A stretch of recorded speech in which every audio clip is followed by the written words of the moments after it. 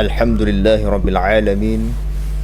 Wa afdalus salati wa atamut taslim ala sayyidina Muhammadin khatimin nabiyyin wal mursalin wa ala alihi wa sahbihi ajma'in. Kata dia, bermula ihsan itu berbuat baik. Makna ihsan berbuat baik. Baik, apa maknanya? Bagaimana gambaran masalah berbuat baiknya? Iaitu dengan bahawa taswir, dengan bahawa ikhlas oleh seorang pada segala taatnya. Yang dimaksudkan dengan ihsan, dia kata ikhlas seseorang pada segala taat, yakni segala ibadat dan taat dia dengan Allah Ta'ala. Itu yang dimaksudkan dengan ihsan. Ini isyarat kepada maqam ikhlas.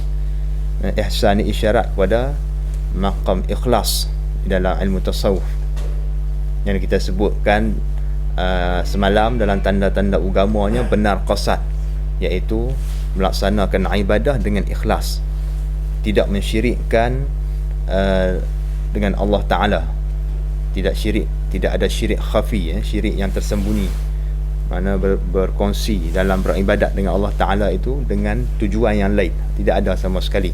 Maka apabila ikhlas seorang, dia mendapat ihsan yang merupakan kesempurnaan bagi Islam dan iman. Baik, dan iaitu apa makna ihsannya? Makna ihsan di sini beribadah kita akan Allah Ta'ala padahal seolah-olah kita melihat akan dia. Kita beribadah akan Allah Ta'ala padahal sedangkan seolah-olah bukan betul ya pun, seolah-olah dia ibarat dengan seolah-olah kita melihat akan dia, akan Allah. Kerana kita tidak dapat melihat Allah Ta'ala di dalam dunia ini. Ijma'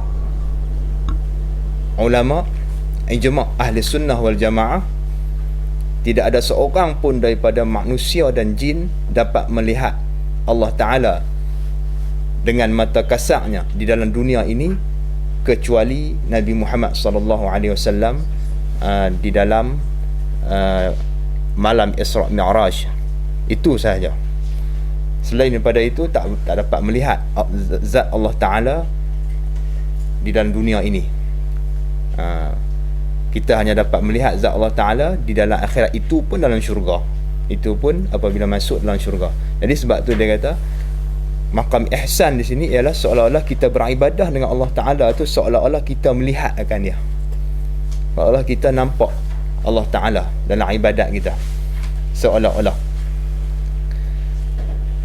Mana kita berasa Allah Ta'ala, berasa macam kita lihat Allah, bukan lihat dengan mata kasar dah. Yang ni kita memandang dengan mata hati kita. Pandang dengan mata hati ni macam mana? Hati ada mata ke? Dipanggil ainul basirah. Ini ainul basar, mata kasar. Mata hati dipanggil basirah, tambah ya dengan ta marbuthah, jadi mata hati. Jadi mata tu ada, hati tu ada mata ke? Tak. Hati tu tak ada mata macam mata kasar kita ni. Hati tu ataupun basirah, kita panggil mata hati tu, dia bukan mata hakiki. Dia bukan mata hakiki. Hati tu dianggap macam ada mata kerana dia dapat kesan perkara-perkara gaib. Cara hati tu, apabila hati kita dapat merasai zauq, dipanggil zauq ataupun wujdan, perkara-perkara gaib, maka dianggap kita tu, hati kita tu macam ada mata. Melihat mata hati melihat sesuatu yang gaib itu dengan makna merasai. Lihat dengan makna mata hati apabila disebut oleh ulama tasawuf, dia melihat dengan mata hatinya, makna dia merasai dengan mata hati dia, bukan macam lihat mata kita ni. Kerana alam gaib dengan alam syahadah ni berbeza. Maka wazifah mata hati dan wazifah mata kasar ni berbeza, tak sama. Benda yang boleh dikesan oleh mata kasar dengan mata hati tak sama wazifah dia. Baik, maka ini seolah-olahnya kita melihat Allah Ta'ala, kita buat ibadat seolah-olah kita melihat akan Allah. Baik, inilah yang disebut oleh Nabi dalam hadis, yang disebut oleh Jibril dalam hadis yang masyhurnya, al-ihsan an ta'budallaha ka'annaka tarahu fa in lam takun tarahu fa innahu yarak. Dia tafsirkan di sinilah. Ihsan tu makna kamu beribadat pada Allah Ta'ala ka'annaka tarahu, seolah-olah kamu melihat Allah. Sebab dia kata seolah-olah. Fa in lam takun tarahu fa innahu yaraka. Maka kalau kita tak berasa di hati kita melihat Allah Ta'ala, maka kita kena berasa paling kurangnya Allah Ta'ala melihat kita. Baik, maka tiada, apabila kita buat ibadat ni, taat pada Allah Ta'ala, seolah-olah kita melihat Allah Ta'ala, paling tidak pun kita berasa Allah Ta'ala lihat kita, kata dia, maka tiada patut bahawa berpaling kita kepada yang lainnya lain Allah, berpaling dengan batin atau zahir. Tak patut bagi kita sebagai seorang hamba, bila kita beribadah, ibadah tu kita berubudiyah dengan Allah Ta'ala. Kerana sebab tu disebut kalimah sama sahaja, madah yang sama. Kita abdun, Allah Ta'ala ilah. Kita beribadah sebab apa? Sebab kita abdun. Ibadah daripada kalimah yang sama, daripada kalimah abadah. Beribadah, berubudiyah.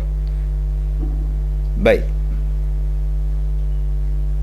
jadi dia kata di sini, kita beribadah sebagai seorang hamba, kita beribadah dengan Allah Ta'ala seolah-olah kita melihat dia, melihat Allah Ta'ala, berasa melihat Allah Ta'ala. Maka tak patutlah kita sebagai makam, kita berada dalam makam kehambaan ini, berpaling kita kepada yang lain daripada Allah Ta'ala yang menciptakan kita. Tak patut. Dengan batin kita, yakni hati kita, dan juga zahir kita. Kalau kita sembahyang, jangan kita berpaling dengan hati kita kepada yang lain pada Allah Ta'ala, dengan makna tidak khusyuk hati, tidak tetap hati, tidak khusyuk hati. Khusyuk hati dalam sembahyang ni banyak tafsirannya, iaitu yang pertamanya, kita hati kita itu bila kita sembahyang, kita tumpu kepada perbuatan sembahyang. Hati kita tumpu kepada bacaan dalam sembahyang, makna dalam sembahyang tu, dan dalam masa yang sama kita rasa zauq, yang ni musyahadah dalam hati kita, bahawasanya kita melihat Allah Ta'ala dan kita berada di hadapan Allah Ta'ala. Itu wazifah hatinya ketika sembahyang. Dan tak patut kita berpaling pada zahir. Kita paling anggota kita, muka paling kiri kanan, tengok atas bawah, dan juga begitu juga dada, yang boleh membawa kepada tidak khusyuk anggota, boleh membawa pada tak khusyuk. Begitu juga kita berpaling anggota zahir kita, garu sana garu sini, yang bukan pergerakan sembahyang. Itu pun dianggap kita berpaling daripada Allah Ta'ala kepada yang lain, zahir dan batin. Dia kata, padahal sedangkan mengetahui kita bahawa Allah Ta'ala melihatkan kita, tak patut sama sekali sebagai kita seorang hamba ini kita berpaling kiri kanan sedangkan dia tengok kita. Kita duduk depan raja pun, raja duduk sembang kita, kita duduk tengok orang lain, raja duduk cerita apa ni kat kita ni. Lepas tu kita buat tak peduli, kita duduk tengok apa tau, tengok kursi dia elok, dia nak marah tak? Dia marah. Kita pun nak marah, kita duduk sembang semangat ni, kawan tu buat tak tahu, tengok benda lain kawan kita pun nak marah. Dia tak tumpu perhatian pada apa yang kita kata. Jadi apatah lagi antara hamba dengan Khaliq ataupun pencipta dia. Baik, tak kala itu maka malu kita apabila kita tahu Allah Ta'ala melihat kita, paling kurangnya maka malulah kita pada ketika itu, yakni pada ketika mengetahui kita bahawa Allah Ta'ala itu melihatkan kita. Malu kita bahawa lalai kita, jangan kata lali, ada orang baca lali, lalai, Lali lain, lali ni dengan lalai lain, lepa lain. Tiga benda tak sama. Lepa, lali, lalai. Betul tak bahasa kita? Lepa, lali, lalai. Macam mana nak beza? Lepa, lali, lalai, ralik. Loi. Ada lagi. Banyak dalam lahjah Qabilah Utara ni. Qabilah Utara ni banyak lahjah dia. Semua makna tak sama. Begitu juga akan dibincangkan dalam bab al-iradah nanti. Nisyan, al-ghaflah ada beza tak? Dari segi bahasa Arabnya. Baik. Lalai di sini maknanya berpaling daripada Allah Ta'ala, atau dipanggil maqam ghaflah dalam ilmu tasawuf. Bila sebut lalai, kita dalam ibadat tu makna hati kita berpaling daripada Allah Ta'ala kepada yang lain daripada Allah. Malu kita bahawa lalai kita dalam ibadat kita, lalai daripada ingatkan Allah Ta'ala, lalai daripada khusyuk pada ibadat. Baik, ihsan ini jika dibandingkan dengan Islam dan iman, apa kaitan dia? Dia kata, dan ihsan ini syarat bagi kesempurnaan Islam dan iman. Ihsan bukan syarat bagi sah Islam dan iman tak? Kita kena faham, Islam syarat bagi sempurna saja. Bila ada ihsan pada kita, sempurnalah Islam kita, sempurnalah iman kita tu. Islam kita buat tu sempurna, kita buat ibadat sembahyang ada ikhlas sempurna. Kita buat ibadat lain, puasa, zakat, haji dan sebagainya, dan lain ibadat yang tersebut dengan ada ihsan, yakni dengan secara ikhlas yang ditafsirkan tadi, iaitu ikhlas seorang pada taat dia, maka sempurnalah Islam kita, ibadat kita, dan sempurna juga iman kita. Dia kesempurnaan, syarat bagi sempurna, bukan syarat bagi sah. Kalau syarat bagi sah, kita semua ni nak kena mengucap hari-hari lah. Makit pagi kena mengucap, engkit pagi kena mengucap. Tak ada seorang pun 99.99999% daripada kalangan orang Islam kita pada akhir zaman ni sembahyang dengan tidak khusyuk. Tak ada khusyuk sebagaimana khusyuknya para sahabat dan tabi'in dan salafus salih zaman kita ni. Pasal apa? Pasal kita duduk makan ghaflah. Pasal apa ghaflah? Pasal ada internet. Pasal ada internet. Bila kita angkat takbir saja, kita syarah broadband kita dah. Buka Firefox, buka apa menatang ni, Explorer. Lepas tu tekan tab macam-macam sampai tak boleh kontrol. Dia tengok semua. Tengok apa berita harian, tengok harakah, tengok ni, tengok tu dan sebagainya. Jadi dalam semayang tu, pasal dalam semayang tu lah dia nak syarah internet dia. Habis kita cakap ni pasal bagi contoh mudah faham kan. Kalau orang kampung, kita baca orang kampung. Kampung cerita internet ni Firefox apa kena reti. Kita semua pakai internet ni, faham lah kan. Maknanya bila kita angkat takbir tu, kita buka habis channel internet tu. Hak Allah Ta'ala tak ada lah. Baik. Jadi kesempurnaan bagi Islam dan iman. Maka tiada sempurna keduanya, Islam dan iman itu, melainkan dengan ihsan. Yang dapat sempurna Islam dan iman kita ialah dengan satu saja, iaitu ihsan. Baik.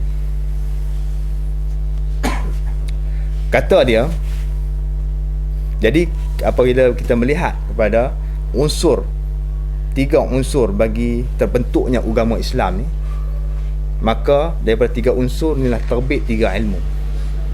Islam isyarat kepada ilmu fiqh, kerana dalam tu daripada kalimah syahadah, semayang, puasa, zakat, kita nak buat ibadat, kita kena tahu syarat-syarat, rukun-rukun bagi ibadat zahir ni. baru sah Islam kita.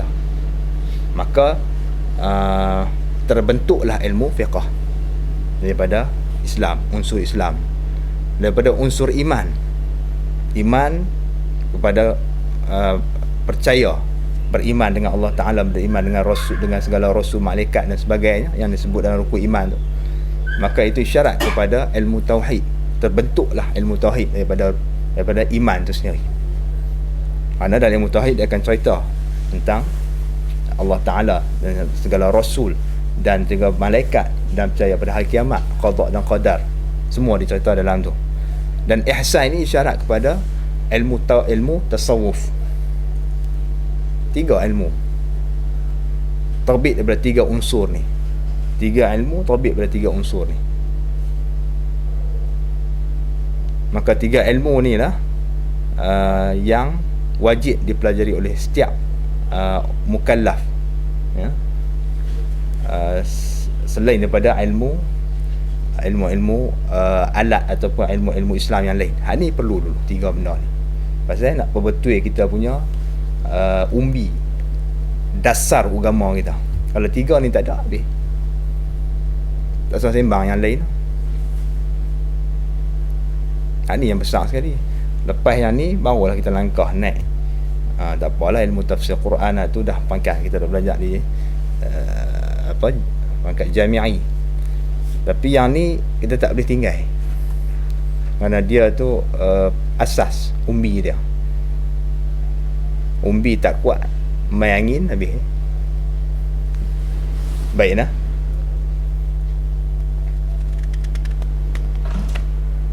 Masuk semua lah dalam ni. Bila sebut Islam tu, rukun Islam bukan kata 5 tu saja. Masuk semua lah.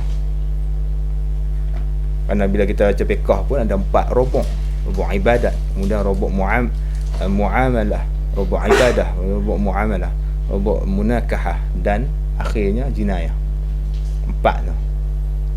Bukan takat hak yang bila kita baca fiqh rukun Islam 5 aja. Takat maknanya fiqh ni kena karang takat 5 tu lah. Haji je. Bab haji habis. Tak. Tu pasal ada bab muamalah, ada bab ni bermaknanya yang tu rukun, yang asas besar sekali. Kerana semua tu ubudiyah. 5 ni isyarat 5 rukun Islam tu, tiang bagi Islam tu sendiri, tapak akad bagi Islam tu 5 benda ni. 5 benda ni. Kalau kita tengok pada 5 benda ni, semuanya khusus kepada ubudiyah dengan Allah Ta'ala. Hubungan direct terus dengan Allah. Mayang ni memang direct, tak ada wasitah. Di syariat semayang pun direct. Yang ibadat lain semua dengan wahyu melalui Jibril. Ibadat lain, puasa, haji, zakat, sebagainya. Tapi sembahyang Allah Ta'ala tak ada melalui Jibril dah.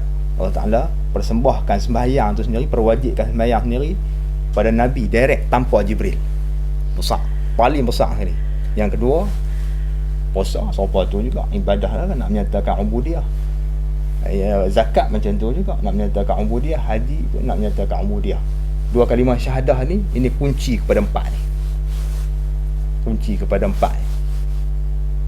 Kerana kalau kita bahas 2 kalimah syahadah di akhir kitab, siapa yang dikatakan kunci pada 4 benda ni, besar. Bila ada hak ni pada seorang Muslim tu, maka yang lain tu dia akan keluar elok. Dia ibarat macam akak dan naik dahan kuat, maka keluarlah rantin dan juga daun buah dan sebagainya. Baru sempurna Islam. Kita tinggal akak tu, akak tu kita tak kemas elok, duk kira ada perkemas pokok nak bagi besar, nak bagi buah banyak. Mai angin dia bagi habis semua, tumbang, apa tak terpakai. Nak kena tanam lain benih, buah benih lain. Dia kena start daripada benih syahadah tu sendiri. Syahadah tu ibarat benih bagi pokok tadi. Tanam benih, perkemas, dia keluar akak, perkemas dia punya akak dia, bagi naik pokok tu jadi elok. Ni benih tahu macam tu macam buah naik. Pokok nak berat 2-3 tan. Kalau pokok toget tak apalah tahu. Tahu pi macam mana kan dia nak keluar kan. Dia. Baik. Kita sambung, takut rugi masa. Tembang kat orang kampung boleh ni. Kalau tahu orang kampung. Baik. Dia kata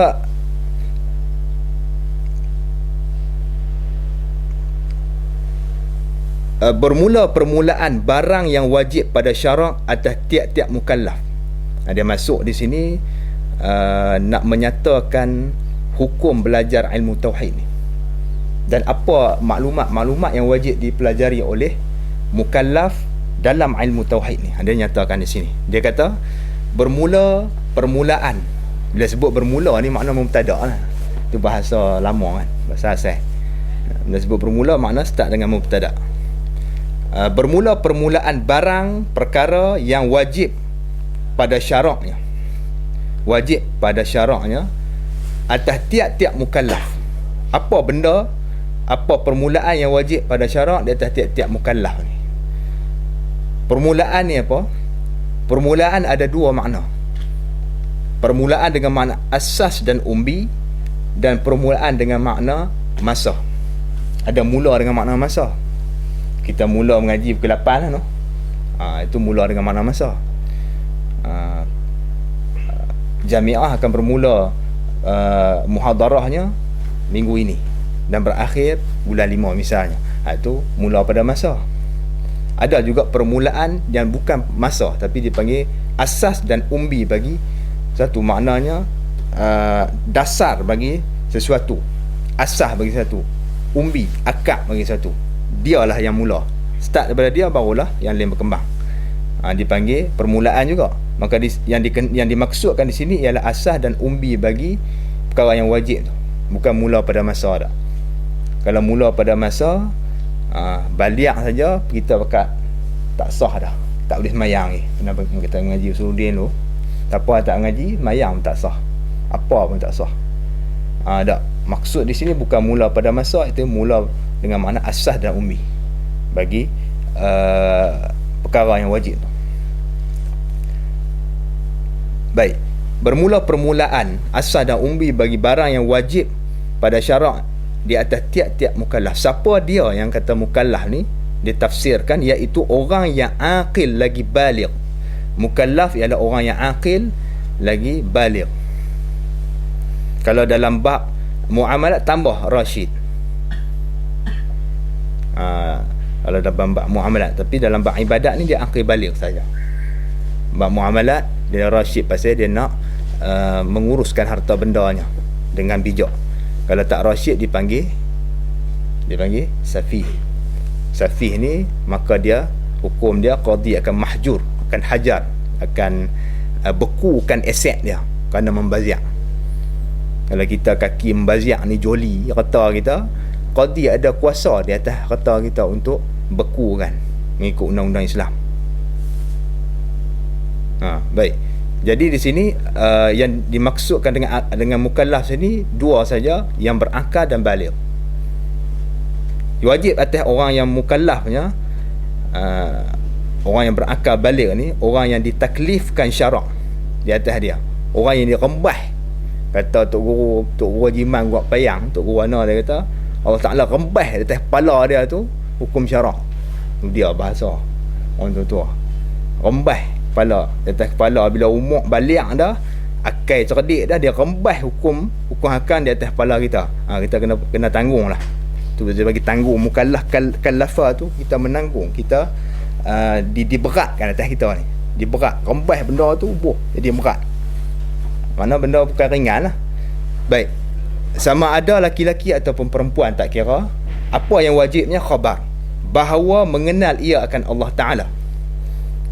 Permulaan asas dan umbi bagi agama ni, bagi setiap mukallaf ialah wajib dia kena kenal ia akan Allah.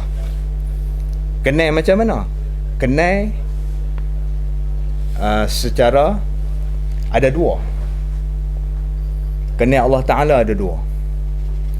Kenal Allah Ta'ala dengan dalil, hak yang kita wajib belajar. Dan kenal Allah Ta'ala dengan araftu rabbi bi rabbi, itu bahagian yang kedua, iaitu dalam ilmu tasawuf. Kenal Allah Ta'ala secara khas. yang diisyaratkan dalam kata hadis nabinya, araftu rabbi bi rabbi. Kenal kita di sini ialah kenal dengan dalil. Kenal araftu rabbi bi rabbi bukan dengan dalil dah. Tak ada dalil dah.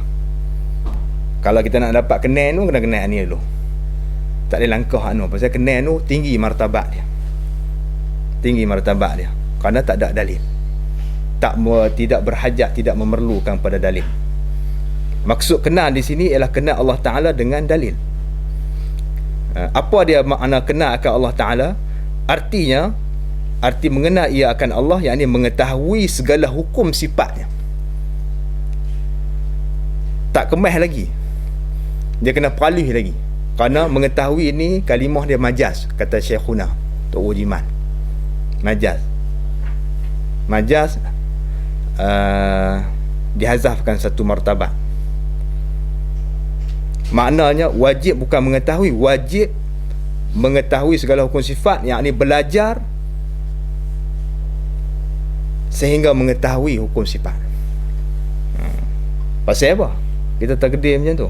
Pasal kita tak boleh tahu terus. Ada orang beranak tahu terus, beranak ataupun cukup umur 15 tahun terus tahu sifat 20. Tak ada. Sebab apa macam tu? Sebab dia ilmu tauhid ni, ilmu yang kita belajar ni, ilmu syarak, ilmu kasbi nama dia. Ilmu bangsa usaha. Ilmu dia ada dua, ilmu ladunni dan ilmu kasbi. Kalau ilmu jenis kasbi, kita kena usaha belajar. Macam ilmu nahu kena belajar, ilmu sarah kena belajar, ilmu tauhid kena usaha belajar, ilmu nak tajwid Al-Quran, masa kena usaha. Dia tak boleh dapat sehari semalam tak boleh dapat. Ilmu laduni tu lain. Syarat nak dapat ilmu laduni, dia kena lepas ilmu kasbi dulu. Kerana ilmu kasbi dia maklumat yang sudah ada di sini dah. Kita usaha, kita dapat maklumat di sini, segala ilmu yang berkaitan dengan agama, baru main laduni tambahan. Kalau kosong tiba-tiba main laduni, jaga. Bukan dia lah tu, bukan orang kata lorong dia. Sebab itulah timbul macam-macam di Malaysia. Rasul Melayu lah, tak Yapin lah, dakwa kata dia jumpa Jibril lah, bagi khitab apa, dia macam-macam.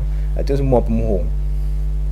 Ni pemohong. Pasal apa? Pasal dia tak akan dapat ilmu laduni ni kecuali apabila sempurna ilmu kasbi dia. Baik.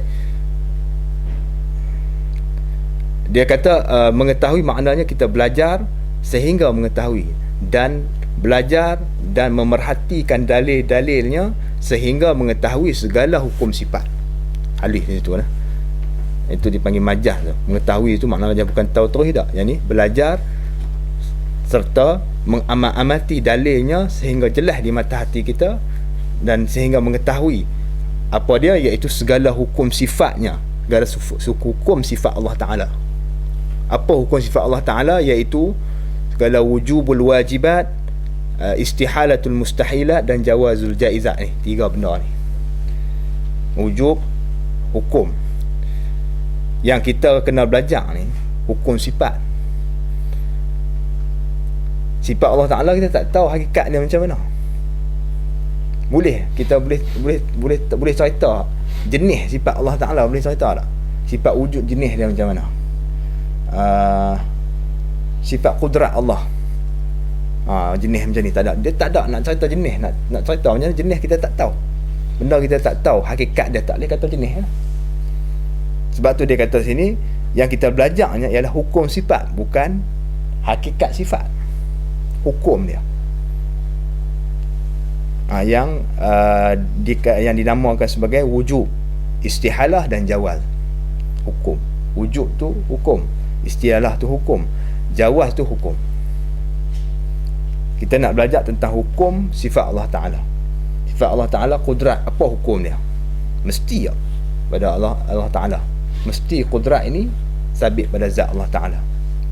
Lemah Allah, apa hukumnya? Tidak istihalah, tidak pada zat Allah Ta'ala. Tidak lemah Allah Ta'ala ini pada zat Allah Ta'ala, tidak sama sekali. Begitulah sifat-sifat yang lain. Kita nak belajar hukum tu lah. Sebab apa kita kata mesti tidak ni? Kerana kita nak peganglah hati kita, kita nak i'tiqad. Kita nak i'tiqad ni makna yang kita nyatakan semalam, pegangan hati kita, yang bila kita pegang dengan dia, iman kita tak terucut dah. Kita nak jazam, nak putih, tak ada syak, zon dan waham, tak ada ragu-ragu tentang apa yang kita belajar ataupun apa yang kita tahu dari segi hukum sifat Allah Ta'ala. Bila kita tahu hukum sifat tu, maka kita, pegangan kita tu akan putus, jazam, tak akan tergugat dengan syak, zan dan waham. Baik, sebab tu dia kata di sini, makna wajib di atas syarak ni, tiap-tiap seorang mukallaf dia kena belajar sehingga mengetahui segala hukum sifat Allah Ta'ala. Wajib segala perkara yang wajib, wujubul wajibat, dan tidak sama sekali perkara yang mustahil, istihalatul mustahilat, dan harus segala perkara yang harus bagi Allah Ta'ala, iaitu jawazul jaizat. Itu hukum sifat. Sifat tu al-wajibat, al-mustahilat, al-jaizat tu sifat lah. Hukum dia wujub, istihalah, jawaz. Dia ada kombinasi dia.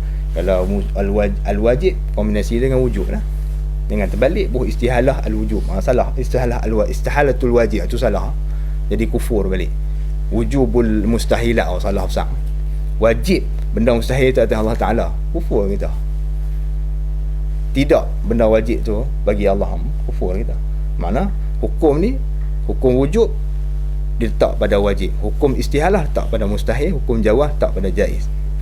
Dan juga segala hukum ketuhanan, begitu juga wajib kita mengetahui segala hukum ketuhanan Allah Ta'ala yang akan dinyatakan di akhir kitab nanti, dalam bab dalam muka surat, beberapa muka surat terakhir, dia akan nyatakan tentang kalimah syahadah. Dia akan nyata apa makna ketuhanan ni, nak nyatakan segala hukum ketuhanan, iaitu terkayanya Allah Ta'ala daripada tiap-tiap sesuatu yang lain daripadanya, dan lazim bertumpu dan berkehendak tiap-tiap yang lain pada Allah Ta'ala kepadanya. Dua benda ni dipanggil ketuhanan. Dua sifat ni sifat ketuhanan yang tak ada pada benda lain. Boleh kita cari ada benda yang dia tu terkaya, makna tak bertumpu, tak memerlukan pada yang lain. Boleh ada makhluk, ada benda yang lain pada Allah Ta'ala yang bersifat dengan samad. Kita ambil mana tu? Ambil daripada surah Al-Ikhlas, qul huwallahu ahad, Allahus samad. Situ, daripada samad tu sendiri. Ulama ambil al-istighna dengan al-iftiqar. Al-istighna dengan lazimul iftiqar. Baik, dia akan bincangkan di akhir kitab nanti, insya-Allah. Kita boleh habis kot kitab ni, insya-Allah kita terang. Baik, dia kata itu yang pertama, kita kena tahu segala hukum sifat dan segala hukum ketuhanan Allah. Ini masuk dalam dia panggil, dan ilmu tauhid ni dia dibahagikan kepada dua bahagian. Bahagian pertama bahagian ketuhanan, bahagian kedua bahagian kerasulan. Bahagian ketuhanan dia akan bincangkan tentang hukum sifat Allah Ta'ala yang wajib, itu 20, dan juga hukum sifat mustahil dia dan hukum sifat harus dia, semuanya ada 41. Dan juga segala hukum ketuhanan, iaitu istighna, iftiqar. Itu bahagian ketuhanan. Kemudian yang keduanya bahagian kerasulan. Kena tahu juga segala sifat yang wajib bagi rasul, yang mustahil dan harus. Dan juga segala apa yang dikhabarkan oleh rasul tentang perkara gaib, tentang hari kiamat, syurga, neraka, titian sirat, telaga kausar dan sebagainya. Baik, jadi dua bahagian ni dipanggil bahagian utama dalam ilmu tauhid yang wajib kita setiap mukallaf kena belajar. Sebab tu dia kata di sini, dan mengetahuikan segala yang membawa kepada mengetahuikan yang demikian itu. Demikian mana? Demikian mengenal Allah, mengetahui akan segala sifat Allah Ta'ala.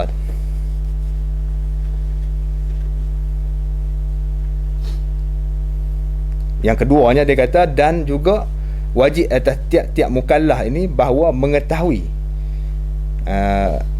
segala yang membawa. Jadi dan mengetahui itu atas kepada mengetahui segala hukum sifat lah. Ini wajib atas tiap-tiap mukallaf, sama ada lelaki perempuan, bahawa mengetahui segala perkara yang membawa kepada mengetahuikan yang demikian itu. Dia kena belajar lah. Mana mengetahui sini, belajar sehingga mengetahui segala benda, segala perkara yang dapat membawa kepada, dapat mendorong kepada mengetahuikan yang demikian itu, iaitu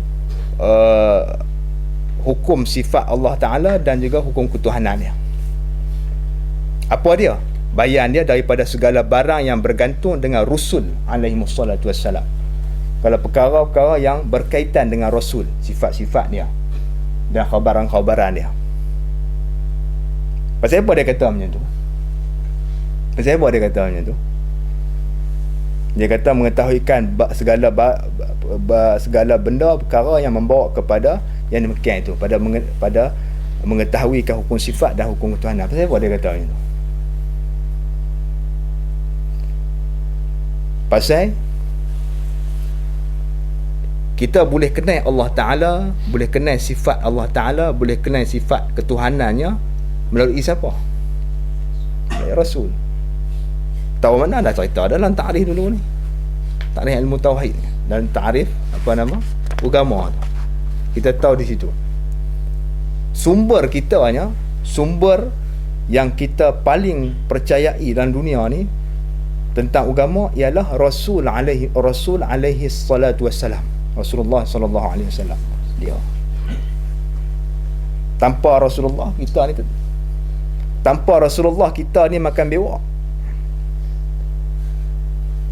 Kalau tanpa Rasulullah kita ni makan bewak, sembah tokong lagi, pakai selok pendek apa siam. Patut tak kalau setiap kali maulid Rasul kita nak kata bid'ah, tak mau ingat Rasul, memperingati Rasul, bid'ah dia kata. Inilah orang paling celaka sekali dalam dunia dan akhirat, kerana dia tak kenang jasa. Siapa anak tak kenang jasa pak, siapa anak murid tak kenang jasa guru dia. Macam tu. Umat tak kenang jasa Rasul dia. Ni umat yang tak kenang jasa Rasul ni, dia kata macam tu, jadi tak tahu, teruk memang teruk lah. Teruk lah kata celaka lah. Paling kurang pun dia tindakan dia tu menyedihkan Nabi SAW. Pasal Nabi sendiri hidup, nas ijma' ulama' bahawa Nabi hidup. Bukan kata Nabi kita, Nabi yang lain pun hidup dalam kubur dia. Bagaimana waktu hidup, bagaimana dia hidup dalam ni, cuma mati tu berpindah, mati tu pindah ya, dia hidup dalam kubur, dia pindah alam saja, pada adat saja mati. Tapi nafsu tak mati. Kita mati itu ya, roh kita mati. Nabi tak dalam kubur sendiri hidup. Macam mana wallah alam, jangan tanya lah.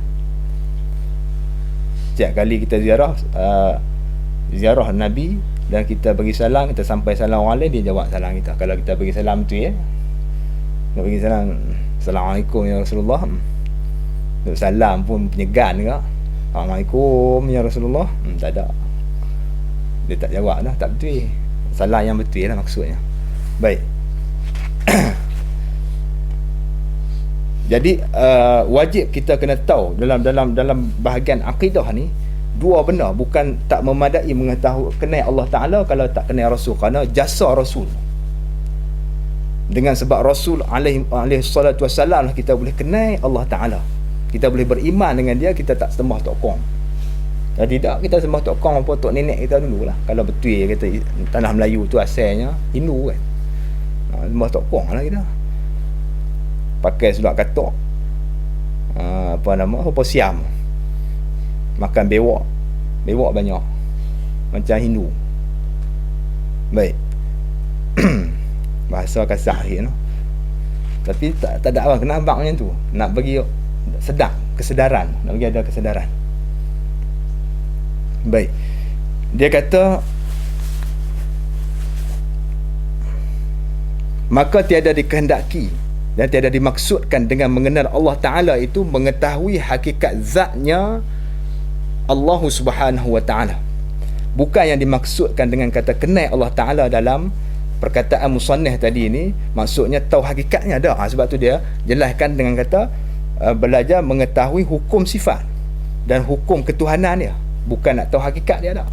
Sebab apa? Kerana tiada dapat mengetahui oleh yang baru ini akan hakikat yang qadim. Kita baru, kita ni makhluk, benda baru, hadis tak dapat mengetahui, memahami hakikat yang qadim. Itu alasan dia. Baik, apa dimaksudkan mengenal di sini yang disebutkan dalam perkataan musannif tadi? Dia kata maka mengenal dan mengetahui itu, pada katanya mengenal ia akan Allah Ta'ala, mengetahui kan segala hukum sifat. Apa makna dia? Mengenal dan mengetahui itu yang dimaksudkan dalam ilmu usuluddin ni. Dia sebut kenal, tahu dalam ilmu usuluddin ni dia tak sama kenal, tahu dalam ilmu fiqh. Dia tak sama, berbeza sama sekali. Sebab tu dia nyatakan juga maksud kenal dan tahu ni. Dan maka mengenal dan mengetahui itu maknanya ialah jazam yang membetuli bagi waqi'. Jazam yang membetuli bagi waqi'. Jazam yang bertepatan dengan waqi', perkara sebenar. Iaitu waqi' ni banyak ulama tafsir. Ada yang kata luar, ada yang kata pada ilmu Allah Ta'ala, ada kata lahul mahfuz, ya. Waqi' ni mana perkara yang sebenar di sisi Allah Ta'ala, pada ilmu Allah Ta'ala tu. Jazam yang putih, jazam yang membetuli bagi waqi'. Yang ni jazam di sini dia akan tafsirkan nanti dengan makna i'tiqad yang putus, yang membetuli, yakni yang bertepatan. Bila kita bandingkan, tepat tak? Tepatan dengan waqi', dengan perkara sebenar. Yang hasil jazam itu daripada dalil.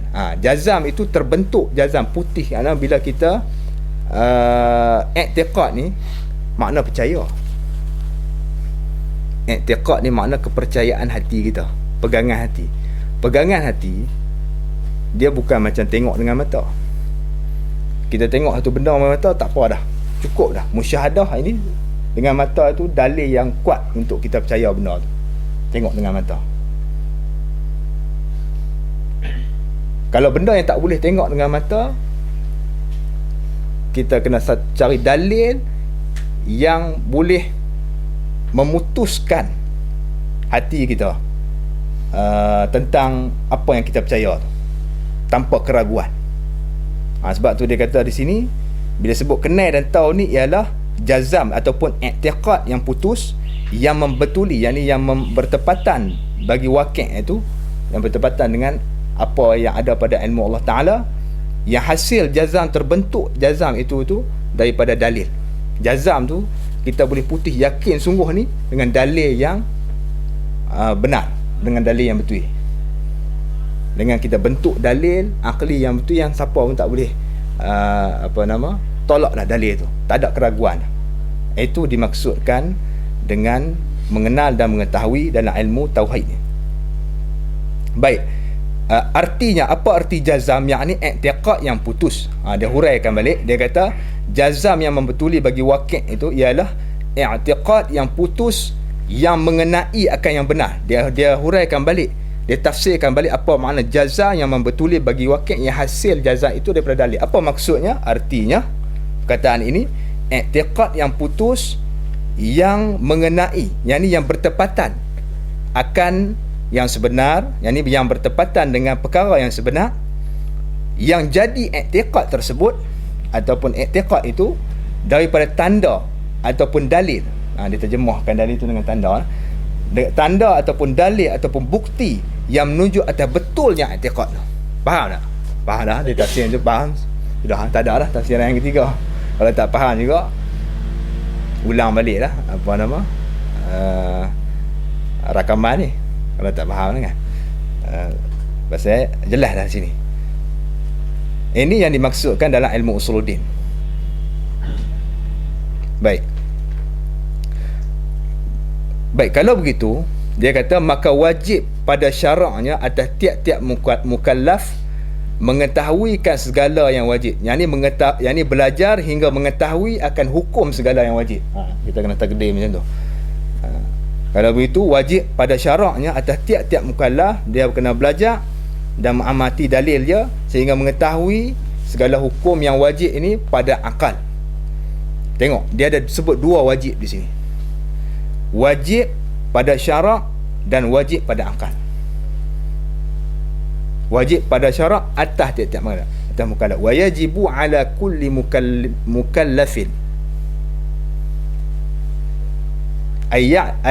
Wa yajibu ala kulli mukallafin ay ya'rifa ma yajibu fi haqqihi ta'ala. Kalau dalam mata Ibrahimnya. Jadi yajibu dua tu tak sama. Yajibu ala wa yajibu fi. Wa yajibu ala kulli mukallafin ay ya'rifa ma yajibu fi haqqihi ta'ala. Fi haqqihi ta'ala. Yajibu fi dan yajibu ala.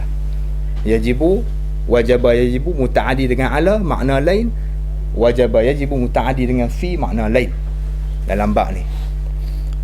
Wajaba ala dengan makna wajib syarak, wajaba fi dengan makna wajib akal. Wajib syarak dan wajib akal tak sama maknanya.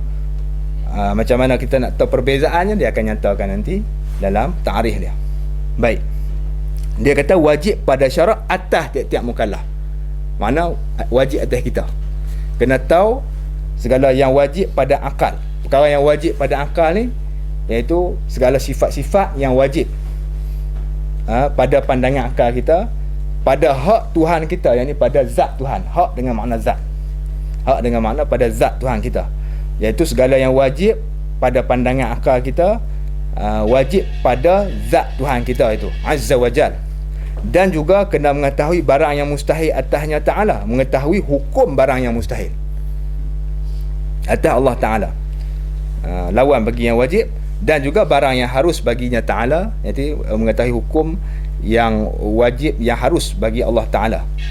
Jadi kalau kita himpunkan secara ijmalnya, yang wajib kita kena tahu ialah 20 sifat, dan yang mustahilnya bila wajib 20, tentu lawannya 20, jadi 40.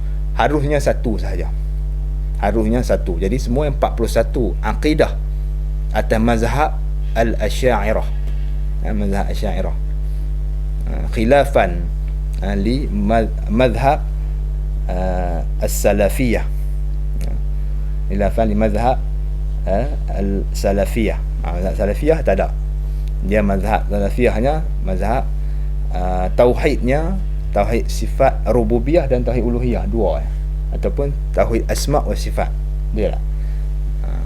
Kita tauhid Asy'ariyah. Baik, kemudian dia kata hak mana betul?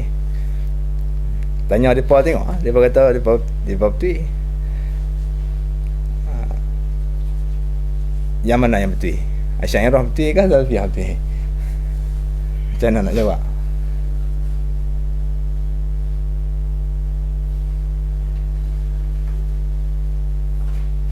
Nabi kata, alaika bis-sawadil a'zam minal muslimin, atau kama qala, hendaklah kamu berada dalam kumpulan terbesar daripada muslimin, maka kamu akan berada jalan yang benar. Kalau kita berada dalam kumpulan terbesar daripada muslimin, insya-Allah kita berada jalan yang benar. Selagi mana kita duduk dalam jamaah kumpulan yang terbesar daripada muslimin, iaitu ahli sunnah wal jamaah.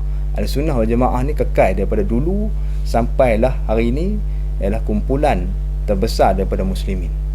Nama pak ahlu sunnah wal jamaah. Baik, kemudian dia kata, tinggalkan ada sebahagian mazhab-mazhab lain yang dia nak berselindung di sebalik ahli sunnah wal jamaah, dia nak memperkenalkan mazhab dia. Dia kata dia apa ahli sunnah wal jamaah juga. Kerana apa? Kerana ni pegangan ahli sunnah wal jamaah ni pegangan kumpulan terbesar muslimin daripada dulu sampai sekarang. Jadi jaga-jaga dengan orang macam ni lah, bahaya. Depa mengaku kata depa ahli sunnah, padahal tak. Dasar depa bukan ahli sunnah. Pok Khawarij ni, Khawarij moden ni, dia kata dia ni ahli sunnah wal jamaah, tapi sedangkan akidah dia bukan akidah Asy'ariyah. Dijelaskan oleh ulama ahli sunnah wal jamaah sendiri, akidah kita Ahli sunnah wal jamaah ni berpaksikan kepada tauhidnya dua imam, Abu Hasan Asy'ari dan Abu Mansur Maturidi.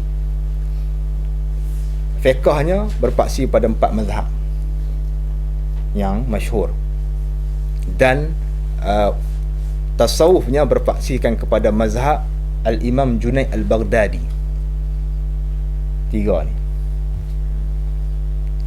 itulah mazhab original asal bagi ahli sunnah wal jamaah. Kemudian mereka mengaku mereka ahli sunnah wal jamaah, mereka hantam Asy'ariyah, salah, tak kena lah. Baik, kemudian dia kata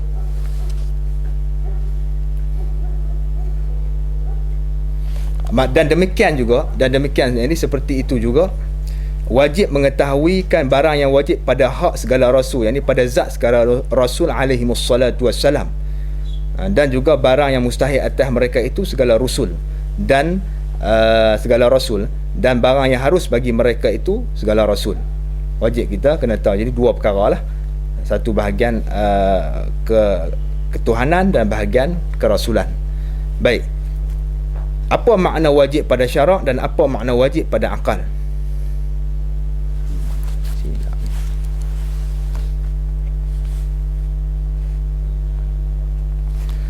Dan arti wajib pada syaraknya yang disebutkan dalam sebutkan oleh musannif tadi, dan maka wajib pada syarak atas tiap-tiap mukallaf tu, apa maksud dia? Dia kata wajib pada syarak itu maknanya ialah barang yang diberi pahala atas mengerjakan dia, yakni kerana mengerjakannya. Wajib iaitu perkara yang dijanjikan oleh Allah Ta'ala akan diberi pahala di akhirat esok kerana atas mengerjakannya, yakni kerana mengerjakannya. Atas tu dengan makna kerana. Ala ta'liliyah kalau dalam bahasa Arabnya. Ala ta'liliyah. Ma yusabu ala fi'lihi ay li fi'lihi. Mana al-wajib ma yusabu ala fi'lihi, sesuatu yang diberi pahala di atas perbuatnya, yakni ala fi'lihi ay li fi'lihi, di ajli fi'lihi, kerana buatnya. Pasal buat tu dapat pahala. Baik, dan diseksa atas ketiadaannya, dan dijanjikan dengan seksa, bukan seksa lagi tak, akhirat esok dijanjikan dengan seksa kerana meninggalkan akan perkara yang wajib. Itu makna wajib pada syarak. Contohnya seperti mengetahui dengan ada Allah. Antara contoh perkara wajib pada syaraknya, wajib kita kena belajar, kena tahu adanya Allah Ta'ala. Itu sifat yang pertama bagi sifat 20. Wajib kita kena tahu kata Allah Ta'ala itu ada. Allah Ta'ala itu bersifat dengan sifat-sifat kesempurnaan misalnya. Maka diberi pahala atas mengetahui itu, yang ini mengetahui ada Allah tu, dan diseksa atas ketiadaannya, tiada mengetahui, yang ini tanpa tidak belajar tentang kewujudan Allah Ta'ala, berdosa. Baik, walaupun dia mengucap 2 kalimah syahadah, tak memadai sah Islamnya, tetapi dia tidak belajar, dia meninggalkan belajar tentang hukum Allah Ta'ala ni, hukum adanya Allah Ta'ala, maka dia anggap sebagai berdosa kerana meninggalkan perkara yang wajib pada syarak. Baik, dan arti wajib pada akal pula, apa maknanya? Iaitu barang yang tiada ditasawur pada akal ketiadaannya. Itu wajib pada akal. Wajib pada akal beza dengan wajib pada syarak. Wajib pada akal di sini perkara yang wajib pada akal, beza dengan wujub. Senangnya kita mengaji Arab, kalau ajak orang kampung pening membalah, dia tak reti apa dia wujud, apa dia wajib. Dia tak boleh beza di antara keduanya.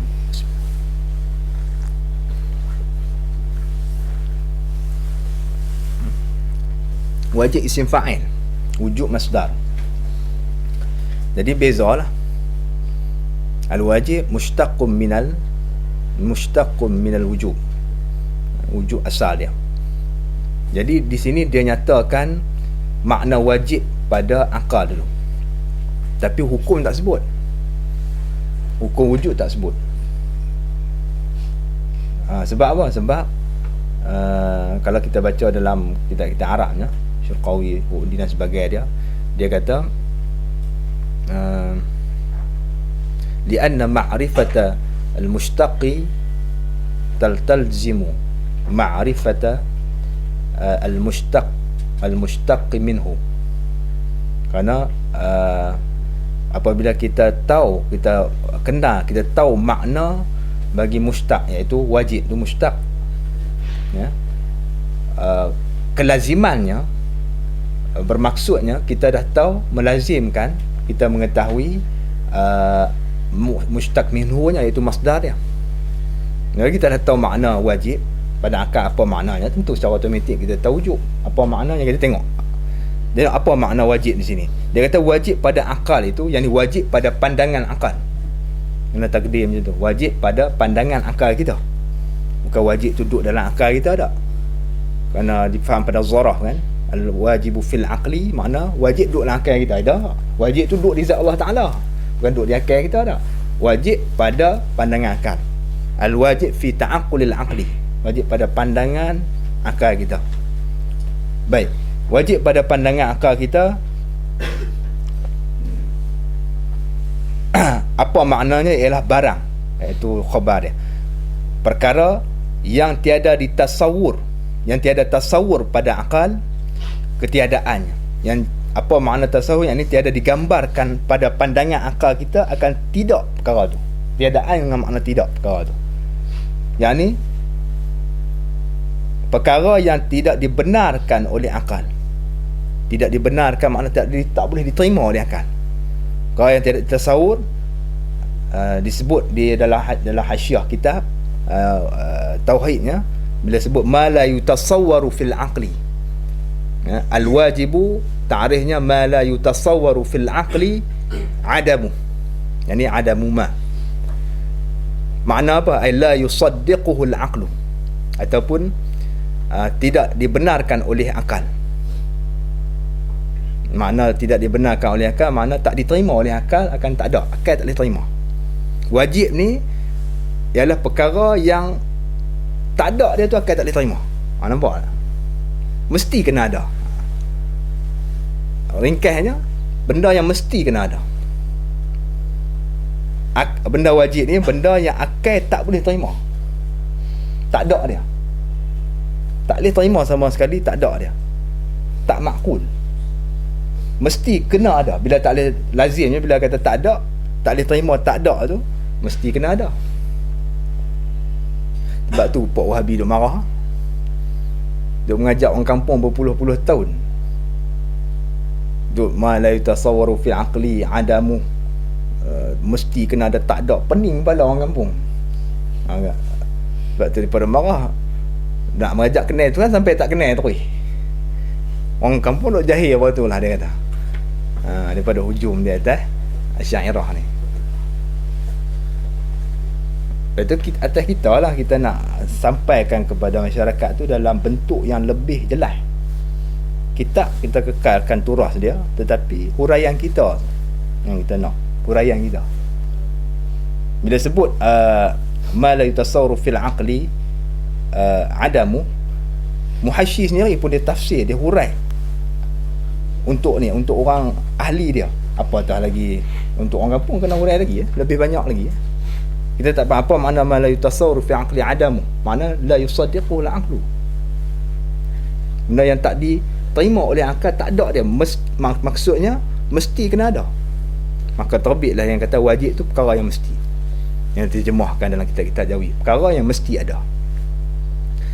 Maka pada kata perkara yang sungguh senguti, dia kata. Tidak. Dan kata perkara yang sungguh senguti. Perkara sungguh ni lawan bagi bohong. Sungguh ni dia tak boleh bohong lah.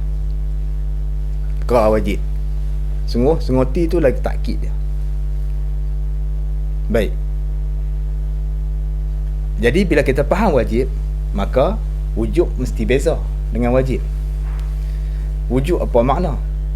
Wujub maknanya mesti. Senang kan? Wujud makna mesti, ataupun tak terima tiada.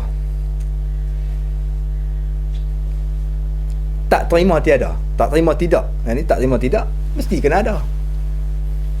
Mesti kena sabit ada. Boleh faham ya? Kau pening. Tapi orang kuliah studi tak apa, pasal dia mengaji mantik. Mesti boleh puisi je, kuliah syariah ni sakit sikit. nasihat sikit. Okey dah? Okey ya? InsyaAllah. InsyaAllah khair dah. Jadi maknanya di sini bila sebut wujub itu hukum. Maknanya mesti. Wajib ialah perkara yang mesti ada. Akal tak boleh terima kalau akal fikir benda ni dengan dalilnya tak boleh, tak ada. Mesti kena ada. Contohnya macam apa? Kita ambil contoh berarti wujud Allah Ta'ala. Itu contoh bagi wajib. Wujud Allah Ta'ala, kalau pada pandangan akal kita fikir dengan dalil dia, tak boleh terima, kata tak ada Allah, tak boleh terima. Maka kita hukumkan dengan wujud, yang ni dengan mesti ada Allah Ta'ala. Kita hukum dalam hati kita dengan makna kita akui dalam hati kita dengan i'tiqad yang putus dan jazam selepas daripada kita memandang dan memerhati dalil dia. Lepas kita memandang dan memerhati dalil dia, memahami dalil, putus bahawa Allah Ta'ala mesti ada. Tak boleh, tak ada sama sekali. Nampak tu kaedah kita nak memahami apa hukum akal ni. Di sini dia tak nyatakan. Kalau dalam mata Ibrahim dia kata i'lam anna al-hukma al-aqliyya yanhasiru fi thalathati aqsam. Tidak. Kita apa mata Ibrahim? Al-wujub wal istihalah wal jawaz. Madu fal wajibu ma la yutasawwaru fil aqli adamu wal mustahilu ma la yutasawwaru fil aqli wujuduh. Itu dalam mata Ibrahim. Wal jaizu ma yasihhu fil aqli wujuduhu wa adamu. Itu dalam matan Ummul Barahin kita tengok. Jadi di sini dia terus masuk kepada ta'rif wajib, dia tak masuk ta'rif wujub. Kerana apa? Kerana yang kita sebutkan tadi, lianna ma'rifata al-mushtaq, yani al-wajib, tastalzimu ma'rifata al-mushtaq minhu, iaitu al-wujub. Mushtaq minhu al-wujub tu. Kerana bila kita dah faham makna ta'rif wajib, tahu dah apa ada makna wujub, senang ya. Kan? Jadi tak perlu dicerita dua kali, dia panggil. Tak ada cerita dua kali. Baik. Dia buat contoh di sini. Dia kata contoh benda baru. Apa dia contoh barang yang wajib pada akal, yang tak boleh terima, tak ada, dia mesti kena ada. Contohnya seperti mengambil lapang bagi jirim. Mengambil lapang bagi jirim. Jadi jirim, kita kena faham apa dia mengambil lapang, apa dia jirim dulu, baru kita boleh hukum dua ni. Kita kena faham dulu. Sebab apa? Al-hukmu ala syai'in far'un an tasawwurih. Tidak. Al-hukmu ala syai'in far'un an tasawwurih. Itu masyhur kaedah tu. Kita nak hukum pada satu benda ni, hukum itu merupakan cabangan dan furu' bagi tasawurnya. Tasawur syai' tu. Al-hukmu ala syai'in far'un an tasawwurihi tasawwuri syai'. Hukum di atas sesuatu merupakan cabangan daripada tasawurnya, tasawur sesuatu. Apa maknanya? Maknanya mana dulu, mana kemudian, mana kepala, mana ekor. Hukum dulu ke tahu dulu? Buat contoh mudah, kita buat contoh orang kampung. Keluar al-hukmu ala syai' kat orang kampung ni pening. Contoh dia, kita duduk malam di rumah, tak tengah-tengah duduk tidur tu, duduk kokrak atas dinding. Itu pun dalam siling atas dalam rumah. Kita pun ambil tangga tu, naik ke lubang siling tu, tengok datang apa, ulang sawah ke apa ke. Dia pergi pegang orang kucing. Pegang kucing. Tak nampak, tapi kita pergi kata kucing. Sah tak sah? Try suluh tengok, suluh kena musang, tak kena kucing. Sebab tu dia kata kita nak hukum sesuatu tu, kita kena tasawur, makna kita kena tahu dulu benda tu. Kena tasawur, makna tasawur ni kita kena gambarkan benda tu dulu. Kita pun memahami. Tasawur makna memahami dalam minda kita benda tu apa, baru kita boleh hukum. Mana asal, mana furu'. Maknanya tasawur itu asal, tasawur itu asal, hukum itu furu' dia. Hukum itu kemudian dia panggil. Maknanya umbi dia, permulaannya kita kena tasawur benda tu, kena kenal apa dia yang dikatakan jirim, apa dia kata lapang, baru kita boleh hukum kedua ni dengan sesuatu hukum. Apa kita naik atas jilin tu, duk bunyi kok-kerang menatang apa, tikus ke apa, bawa toslet tu dah nak apa nama, nak cerita kat kita. Ni naik pegang terus, kalau kena ulang naya kita naik, kita suluh. Suluh kita tengok orang musang, kita suluh naik orang ulang. Ni kita pegang-pegang elok, wayar elektrik duduk ni kat atas tu, kita kata wayar. Pegang-pegang tu pak dia lagi, dia kata wayar. Kena syok karan ni kata. Tak nampak, kena syok karan. Turun bawah tak lah bawah apa pasal syok karan, padahal ulat turun selap patuk dia duduk di atas.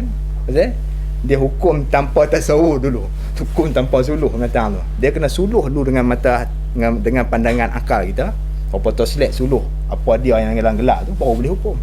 Jadi akal kita ni kena suluh dulu dengan ditasawurkan benda tu, barulah kita boleh hukum benda tu dengan apa-apa hukum.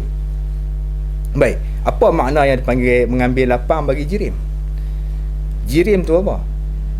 Mengambil lapang tu apa? Jirim ni ialah perkara yang sifat dia tu, dia apabila dijadikan oleh Allah Ta'ala, dia akan mengambil ruang.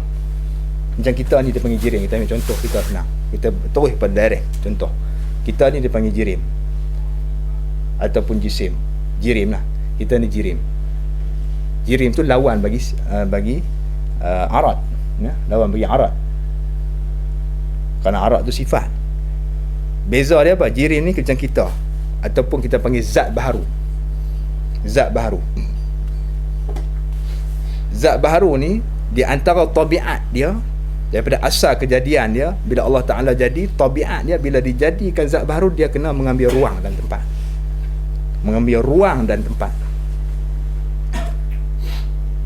Allah Ta'ala jadikan satu benda tu. Setiap kita ni semua, setiap benda yang mengambil ruang tempat dinamakan sebagai jirim. Khasais dia, antara sifat-sifat yang mesti ada pada jirim ni, dia mengambil ruang. Cawan ni ambil ruang. Kita ambil hak senang, ambil senang, hak ni senang sikit. Kita ni payah nak cerita ambil ruang macam mana tau. Ayat dalam ni, dalam cawan ni, dalam ni kosong. Kita masukkan jirim ayat ni mengambil ruang mengikut saiz. Ya, ikut saiz cawan. Kalau cawan bulat-bulat lah dia ni. Kalau dia 4 segi. Kita duduk di tempat yang ruang kosong ni, kita hanya mengambil ruang kosong tu mengikut saiz kita sahaja. Itu dinamakan mengambil lapang, mengambil ruang kosong ataupun memenuhi ruang kosong mengikut qadar saiz jirim tersebut. Jadi apa kaitan dengan wajibnya? Dia kata akal kita tak boleh terima jirim ni kalau tak ambil lapang. Mesti kena ambil lapang, ambil ruang kosong. Ada Allah Ta'ala buat jirim zat baharu ni macam kita ni tak mengambil ruang. Ada lah. Tolong cerita. Anda nak bagi 1000 genih. Kalau ada jirim 1000 genih anda nak bagi. Kalau tak ada, anda hutang. Boleh pantang dengan Indonesia. Tak ada. Kerana memang sifat bagi jirim, dia kena tabiat dia, perangai dia, panggil bi'at dia macam tu dah. Allah Ta'ala buat, dia kena ambil lapang. Tak ada benda yang Allah Ta'ala buat jirim ni tak ambil lapang dah. Dia kena ambil lapang, ambil ruang kosong. Semua benda. Itu dia kata gas pun ambil ruang kosong juga. Sebenarnya kita ni tak ada. Kita ni jirim, dia panggil kasif. Dia ada dua, jirim kasif, jirim latif. Jirim kasif dengan jirim latif. Kasif ni macam kita ni nampak kasar. Jirim latif, jirim yang halus, yang seni, yang tak nampak, macam gas, macam udara, macam oksigen. Ruang kosong ni sebenarnya tak kosong. Tak ada dalam dunia ni ruang kosong. Dia panggil farag. Kalau dalam kitab Arabnya farag mauhum. Farag yang kita sangka dan anggap kata kosong, sebenarnya tak kosong, dipenuhi dengan udara.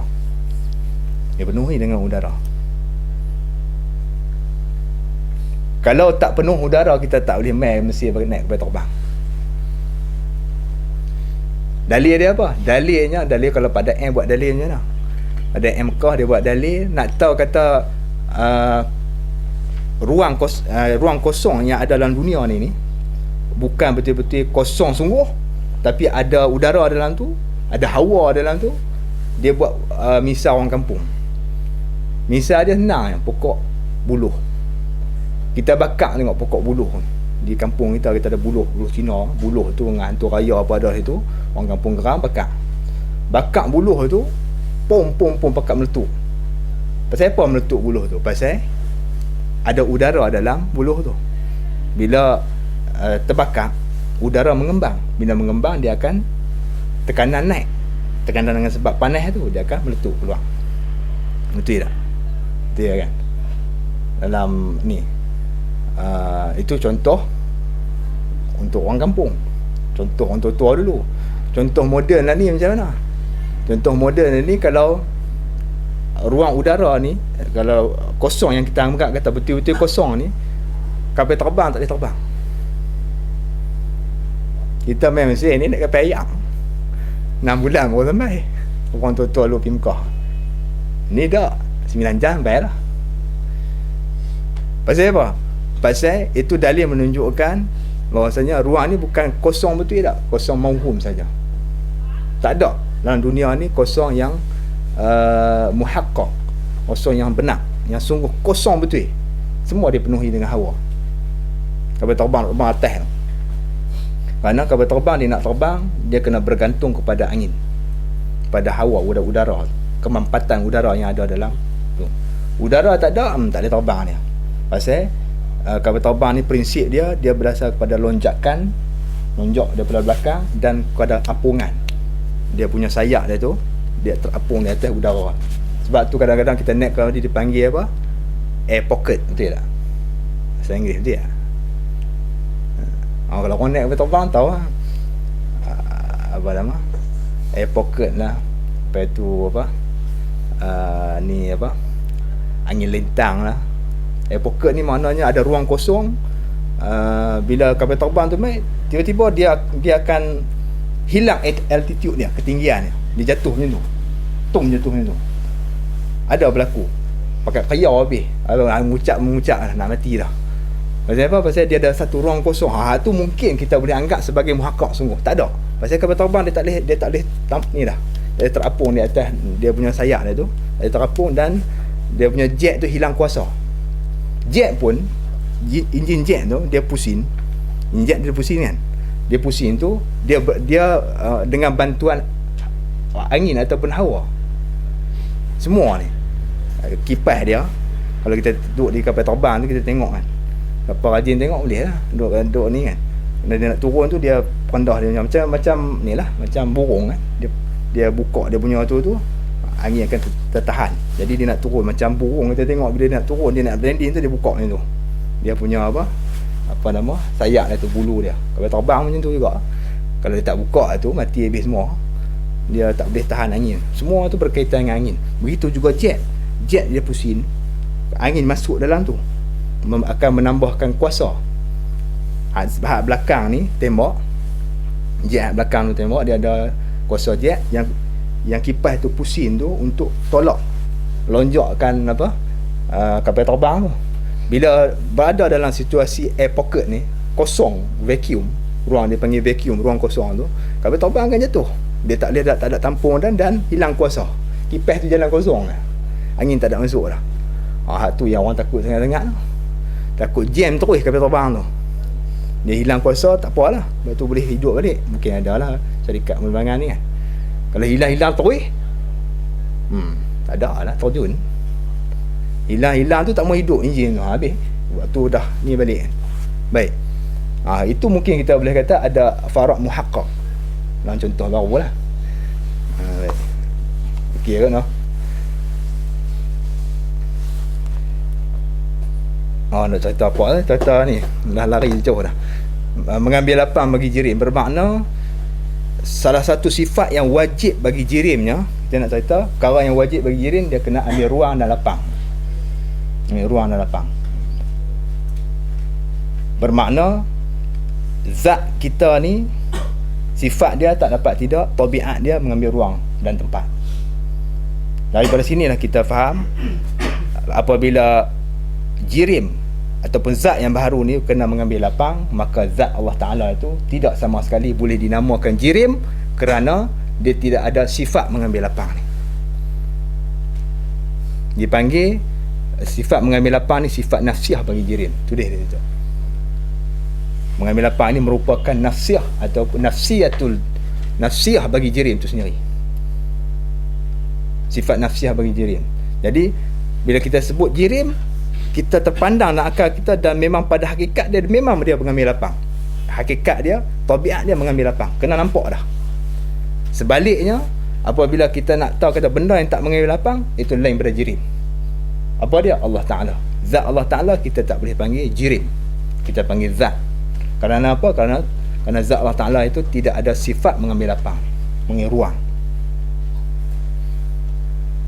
Bila kita kata macam tu, bila kita faham akidah, maka tidak ada timbul iskal tentang ayat-ayat mutasyabihat. Antaranya Ar-Rahmanu ala arshi istawa. Ar-Rahmanu ala arshi istawa.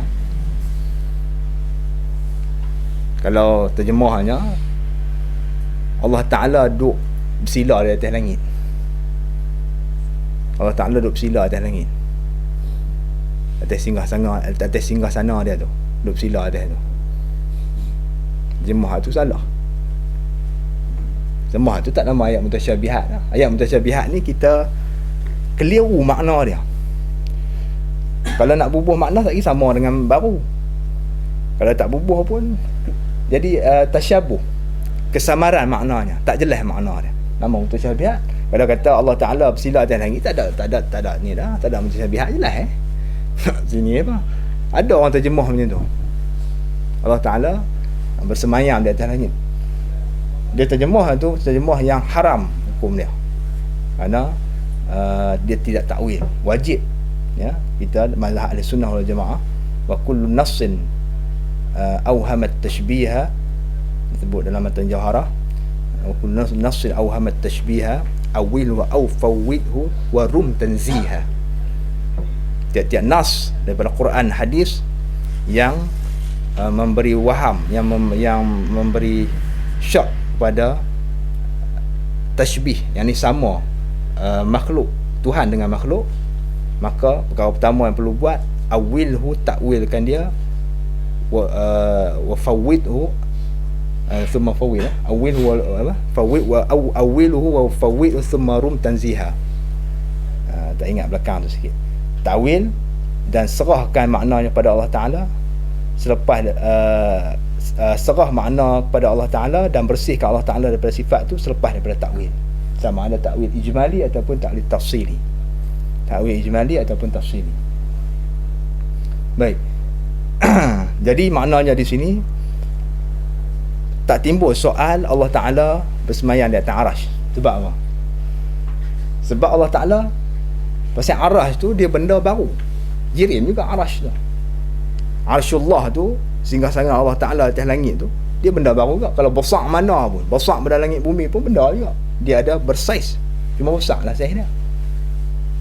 Kalau Allah Ta'ala duduk atas arash tu, mana Allah melazimkan Allah Ta'ala tu bersaiz. Pasal dia ambil ruang di atas apa nama, arash. Maka membawa kepada Allah Ta'ala tu jadi jirim. Sebab itulah Ar-Rahman ala arsy istawa, kita kena takwil. Wajib takwil. Kalau tak takwil, membawa kepada masalah ni. Bila Allah Ta'ala duduk atas arash. Itu bila kita tanya, kalau Allah Ta'ala tak buat arash, dia duduk mana? Nak lawan puak ni kan. Puak dia kata tak jangan tanya banyak tu bid'ah, dia kata. Pula dah. Tak boleh tanya banyak tu bid'ah. Tanya banyak bid'ah. Dia tak tahu, dia kata macam tu. Kalau empah kata Allah Ta'ala duduk atas arash, sebelum Allah Ta'ala duduk atas arash tu, sebelum Allah Ta'ala buat arash tu, dia duduk mana? Dia duduk mana? Dia tak boleh tanya tu bid'ah. Tuhan kata sudahlah, nak tanya sebelum tu kita tak tahu, bid'ah tanya, kata boleh merosakkan agama. Dia jawab macam tu, pandai juga.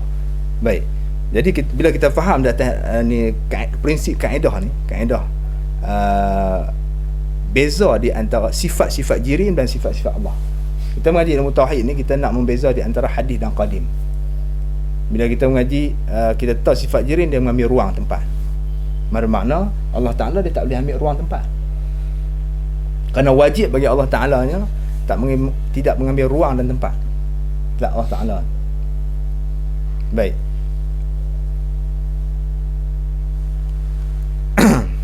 Kemudian kata dia kata, dan mustahil itu barang yang tiada tasawur.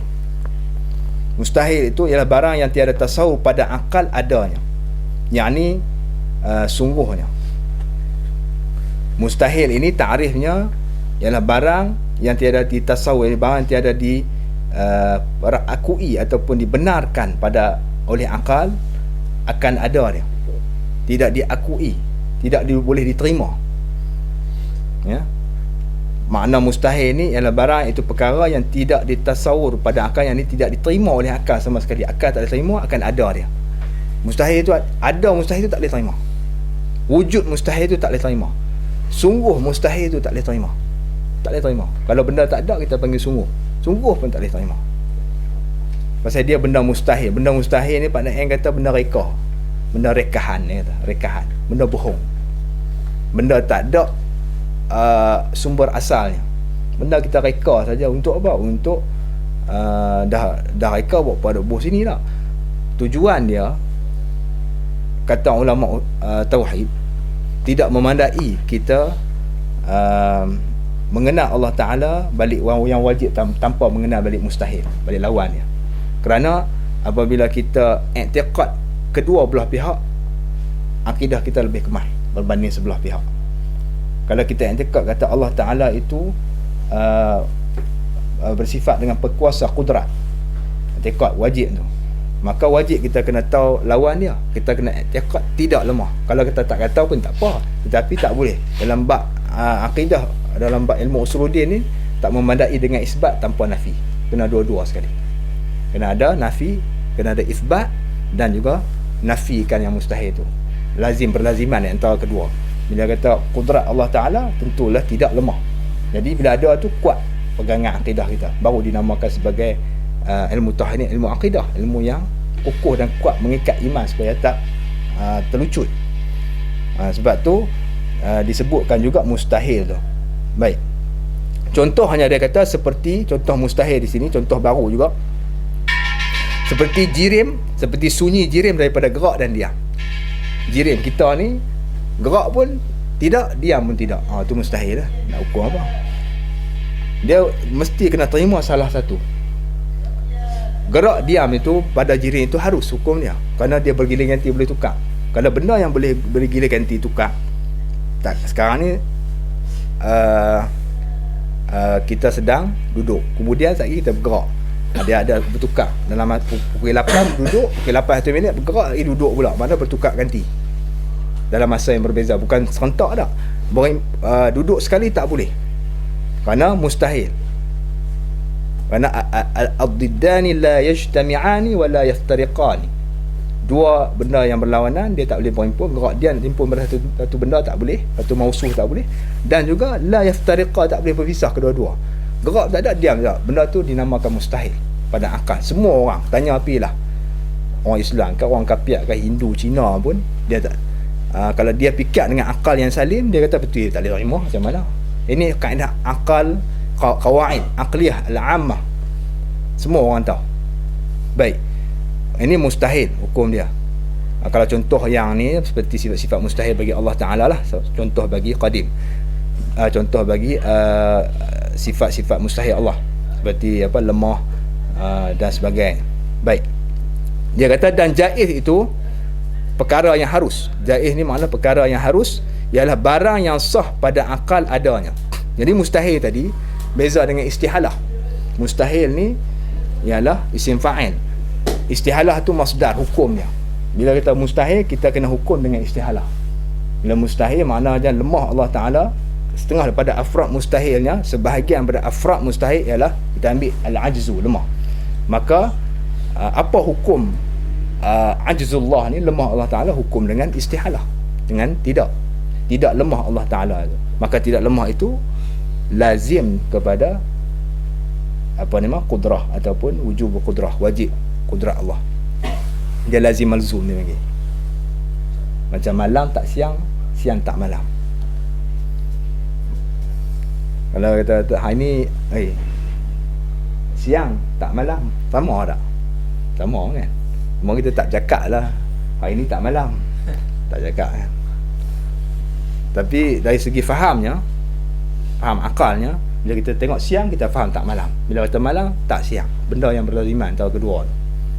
Baik, harus ni maknanya apa? Al-jaiz iaitu perkara yang harus. Jaiz maknanya perkara yang harus, iaitu barang yang sah, perkara yang sah pada akal, pada pandangan akal, oleh adanya dan tiadanya secara bergilir ganti. Sah ada pada satu mausuf, pada satu ketika, dan sah tiada pada ketika yang lain. Contohnya seperti gerak jirim dan diamnya diam jirim. Pada satu ketika dia gerak, ketika yang lain dia diam. Baik. Kemudian dia kata jaiz pun macam tu juga, hukum dia jawaz, makna harus. Harus segala perkara yang harus. Harus segala perkara yang harus. Jadi apa makna harus perkara yang harus ni? Harus perkara yang harus ini kita akan nyatakan nanti dalam perbahasan dia. Apa yang dimaksudkan dengan harus? Harus tu sebenarnya merujuk kepada khusus, merujuk kepada hukum harus tu lah. Jawazul jaizat tu merujuk kepada ta'alluq tanjizi, ta'alluq suluhil qadim bagi qudrat. Jawazul jaizat.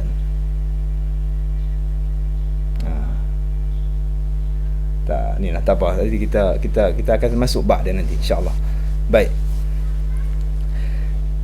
Dan wajib pula atas mukallaf sebagai wujub aini. Wajib pula di atas mukallaf sebagai wujub aini, yakni wajib fardu ain. Apa dia? Mengetahuikan. Wajib oleh mengetahuikan dalil atas tiap-tiap suatu daripada yang wajib, dan dalil tiap-tiap suatu daripada yang mustahil dan yang jaiz itu. Ini perkara kedua. Yang pertama, kita ingat hak atas tu, tiga benda kita kena tahu. Yang pertamanya, kita kena kenal hukum sifat ketuhanan Allah Ta'ala, sifat 20 wajib mustahil harus tu.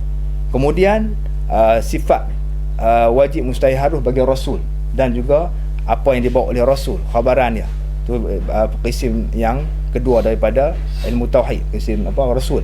Kemudian tak memadai yang tu, tak cukup. Kita kena tahu dalil bagi setiap satu daripada sifat-sifat perkara yang wajib tersebut. Yang disebut di sini, dia kata wajib pula, yang ni wajib juga. Setiap mukallaf kena tahu sebagai aini, wujub aini, mana wajib fardu ain, mengetahui dalil, bukti, tanda atas tiap-tiap suatu daripada yang wajib dan yang mustahil dan yang jaiz. Untuk apa? Supaya tiada jadi ia mukallaf itu, tidak jadi ia mukallaf itu muqallid. Dalam bab ilmu tauhid ni tak boleh sama sekali kita menjadi muqallid. Wajib kena jadi mujtahid dalam bab ni. Bukan jadi mujtahid, makna jadi orang yang bukan muqallid, tetapi kena jadi orang yang jazam dalam pegangan dia. Mujtahid khusus pada ilmu fiqh lah. Kan mana bila tak jadi muqallid kena jadi mujtahid, semua pakai jadi mujtahid semua. Dah bukan maksud. Maknanya jadi orang yang tidak ikut orang lain. Baik. Jadi makna di sini supaya tiada jadi ia muqallid. Apa dia muqallid? Muqallid itu iaitu orang yang jazam ia dengan perkataan orang yang lain dengan ketiadaan mengetahui dalilnya. Ini muqallid. Muqallid ni orang yang jazam, yang putus pegangan akidahnya tetapi dengan perkataan orang lain, dengan dia sendiri tak tahu dalil. Macam kita belajar tauhid ni, ilmu usuluddin, dalil tentang wujud ada Allah Ta'ala. Apa dalil tentang kuasa, perkuasanya Allah Ta'ala? Dalilnya Ustaz Abang kata macam ni, dia dalil daripada Ustaz mengajar di surau tu, maka dia tu dipanggil muqallid. Kerana dia tak boleh jazam dia dengan perkataan orang lain tanpa dia sendiri boleh berdalil. Paling kurang pun dalil yang ijmal. Dalil ijmal. Dalil yang mudah saja. Contohnya bila kita kata apa? Antara sifat Allah Taala nya ialah wujud. Ada Allah, ada zat Allah Taala.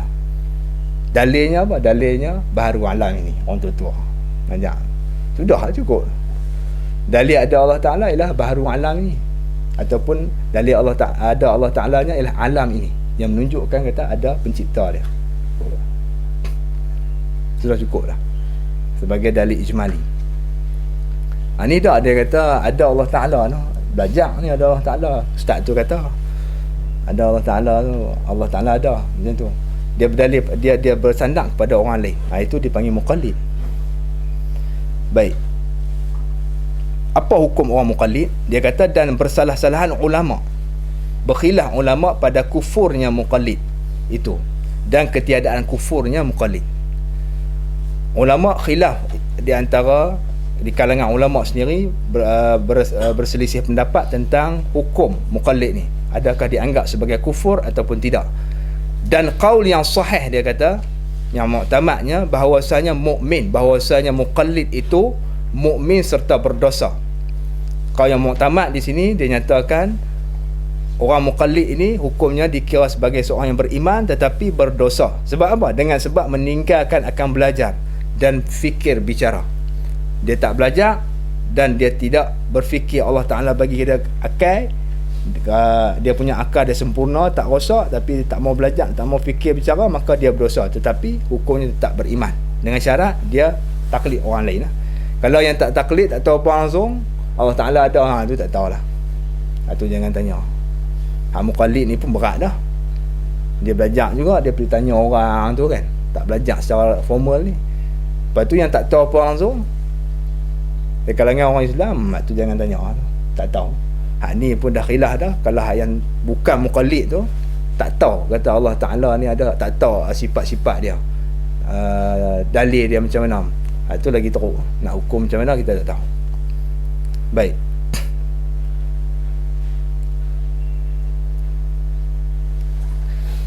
Syaratnya jika ada ia daripada ahli yang demikian itu. Jika ada ia muqallid itu ahli bagi fikir dan nazar, fikir dan bicara. Maknanya akal dia sempurna, dia boleh berfikir, dia hawas al-zahirah dia sempurna, panca inderanya, mata ada, telinga ada, semua elok. Makna dia boleh belajar. Kalau dia buta dengan pekak habis, tak payahlah tu, tak ada taklid syarak dah. Baik. Kemudian dia kata dan dikehendaki, nak rehat dulu kan nak terus sakit pinggang balik sikit no? Bismillah.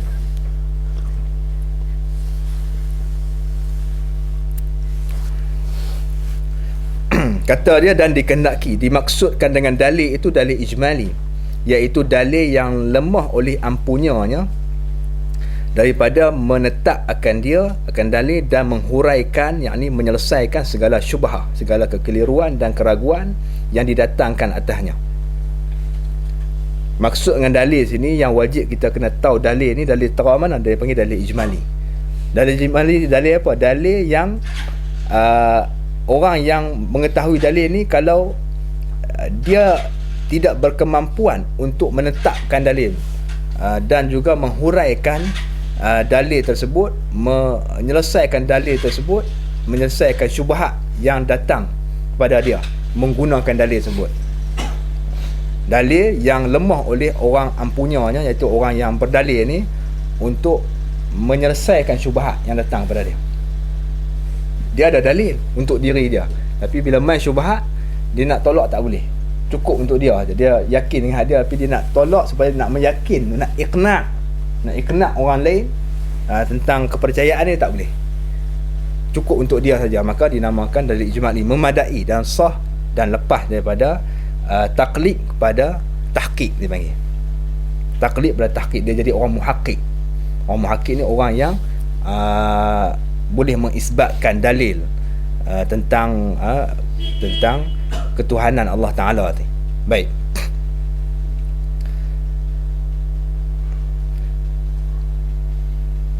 Contohnya dia kata seperti dikatakan baginya, bagi seorang yang mempunyai dalil ijmali ini, dia kata dikatakan baginya, ini ditanyakan dia. Dikata mana ditanyanya.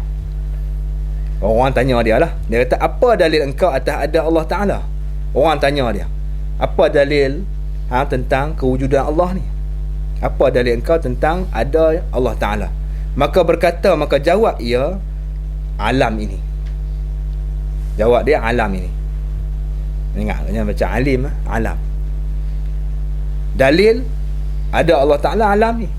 Itu saja. Alam ni lah dalil menunjukkan ada Allah. Kemudian, dan lemah ia daripada menyatakan jalan menunjukkan alam ini atas ada Allah Ta'ala. Atas ada Allah Ta'ala itu. Tetapi dia lemah untuk menyusun muqaddimah dalil untuk menetapkan dan menghuraikan, untuk mengaitkan atas alam ini sebagai bukti dan tanda adanya Allah Ta'ala. Tak boleh. Dia nak cerita, dia takat kata alam ni saja. Yang aku tahu alam ni sebagai tanda kata ada Allah Ta'ala. Orang tua kata ada Allah Ta'ala. Dalil dia baharu alam ni. Allah wujud, sifat yang pertama wujud. Awalnya tiada. Dalilnya baharu alam ni. Sifat yang kedua qidam. Lawannya qidam maknanya sedia. Lawannya baharu. Dalilnya baharu alam ni. Baharu alam tu lah. Itu dalil ijmali dia panggil. Baik. Itu orang yang pertama. Surah ataupun masalah yang pertama. Masalah yang keduanya, atau kuasa ia. Yang keduanya, dia kuasa, dia mampu atas menyatakan dia, atas menyatakan dalil tu. Orang yang kedua ni, dia tahu juga dalil ijmali, tapi dia mampu untuk menyatakan dalil. Tetapi jika didatangkan i'tirad atasnya, jika di i'tirad di atasnya, dibangkangkan, tiada kuasa ia atas menghuraikan dia atas wajah yang dituntuti. Dia tidak mampu untuk menghuraikan akan i'tirad tersebut, menyelesaikan akan syubhah yang diiktirad, menyelesaikan syubhah tersebut, ya, menghuraikan akan dia akan i'tirad yang dipersembahkan kepada dia di atas wajah ataupun atas jalan yang ditutup pada syarak. Dia tak mampu. Bila dia kata dia boleh nyatakan apa dalil menunjukkan ada Allah, dia kata alam ini. Dia beritahu kawan tu, dia kata alam ni. Apa kaitannya? Yang ni cuba fikir tengok. Alam ni boleh dia jadi dengan sendiri. Cuba tengok rumah. Kemarin tanah lapang, makin pagi esok ada rumah dah. Boleh rumah naik sendiri. Boleh kereta jadi dengan sendiri. Boleh apa perkara yang ada dalam dunia ni jadi dengan sendiri dia. Tak boleh. Mana alam, disebut alam ni ialah perkara yang lain pada Allah Ta'ala. Alam ma siwa Allah. Dia tak? Disebut alam tu ma siwa Allah, itu barang yang lain pada Allah Ta'ala. Batu, kayu apa, boleh tak dia dah jadi sendiri? Tak boleh. Maka menunjukkan tentulah ada yang menjadikan, yang menciptakan. Sebab tu kita katakan alam ini sebagai bukti dan tanda adanya Allah Ta'ala. Dengan bukti kata tak boleh ada benda yang jadi dengan sendiri. Tengok apa nama, dia bagi contoh sajalah. Lepas tu orang tu orang yang i'tirad tadi, i'tirad dia. Orang tu i'tirad dia kata memanglah rumah takkan dia nak naik sendiri. Ni kita nak tentang alam ni, kita ni asalnya sebelum sejak dulu lagi, adakah kita ni dijadikan oleh yang lain ataupun jadi dengan sendiri? Dia nak tanya tu, dia tak tanya rumah, kedai, kereta ni tak. Itu dia kawan ni nak jawab pun pening dah. Macam mana nak jawab ni? Bila dia iktiraf balik, maka dia tak mampu untuk jawab persoalan tu. Baik, itu dinamakan orang yang hanya ada dalil ijmali. Maka hukum dia tak dinamakan muqallid tapi muhaqqiq. Dia lepas daripada dosa ataupun hukum orang muqallid itu sendiri. Baik, tafri'nya dia kata, maka keluarlah ia seorang atas, maka keluarlah ia daripada taklid apabila seorang itu mampu menetapkan dalil dan mampu mempunyai dalil. Seorang itu apabila dia mengetahui dalil ijmali, ataupun paling kurangnya dia dapat menyatakan dalil ijmali tapi tak boleh menyelesaikan i'tirad, menolak i'tirad ataupun menyelesaikan syubhah, maka dia itu keluar daripada taklid, tulis sikit, kepada tahqiq. Keluar daripada taklid kepada tahqiq dengan mengetahui dalil yang ijmali ini, dengan mengetahui ini dalil yang ijmali. Keluar daripada taklid kepada tahqiq, cukup dah. Baik, titik. Dia kata ada pun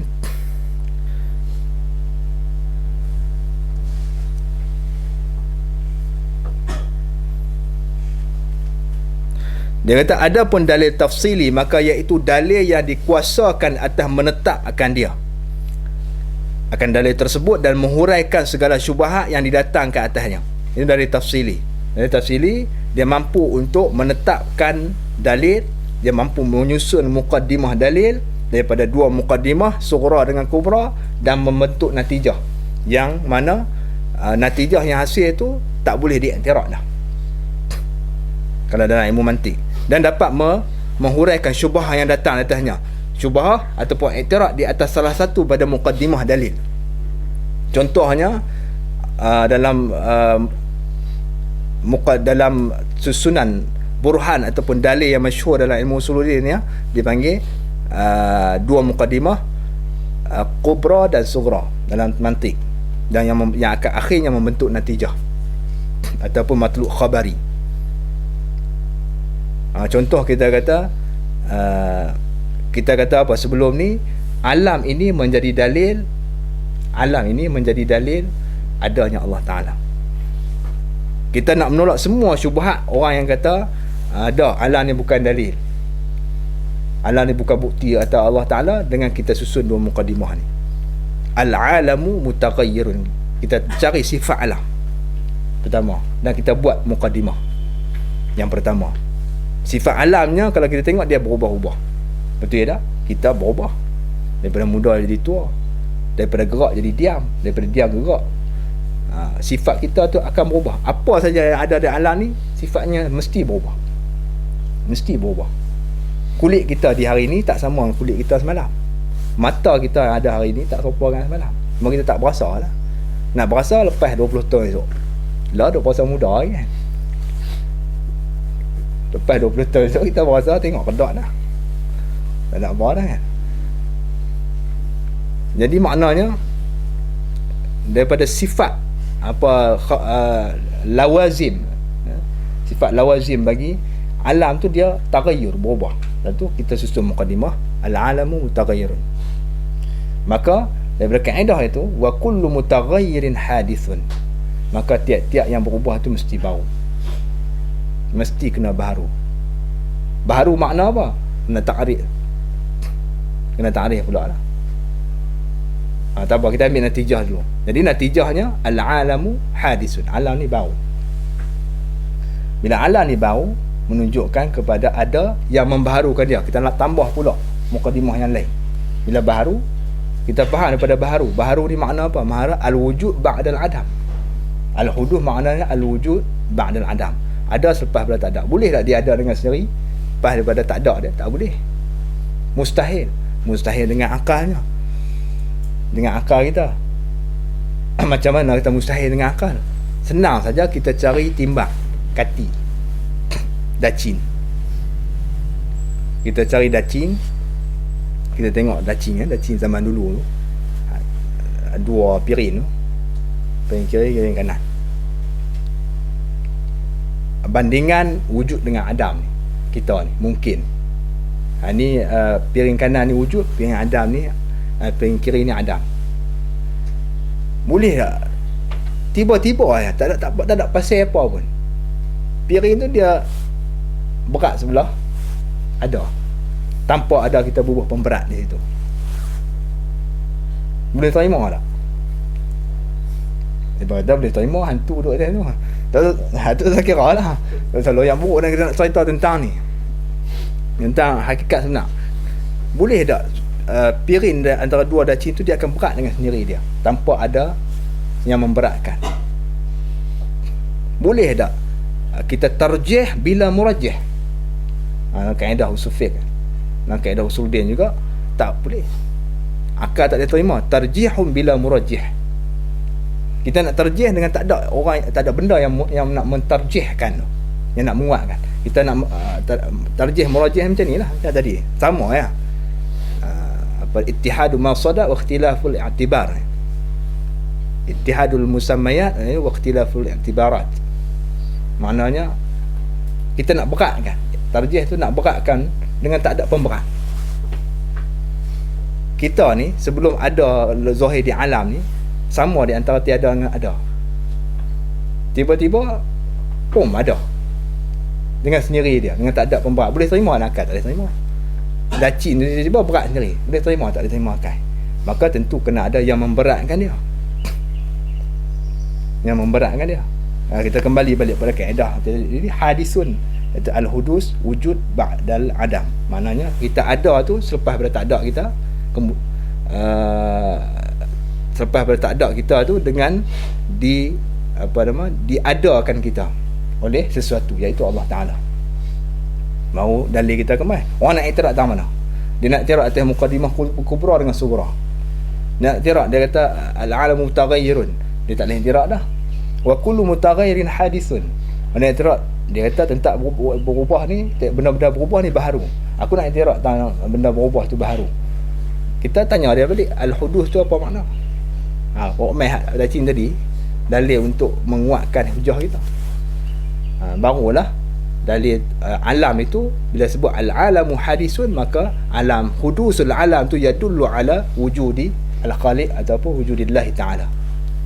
Itu muqaddimah yang disusun. Barulah syubhat itu semua dapat ditolak dan diselesaikan. Itu dinamakan dalil tafsili. Baik, maka hendaklah kami nyatakan segala aqaid yang wajib pada syarak, mengetahui akan dia, akan aqaid itu daripada segala perkara yang wajib dan yang mustahil dan yang harus pada hak ni, pada zat Allah Ta'ala. Dia kata ini dia dah masuk cerita dah tentang perkara yang wajib dan perkara yang mustahil.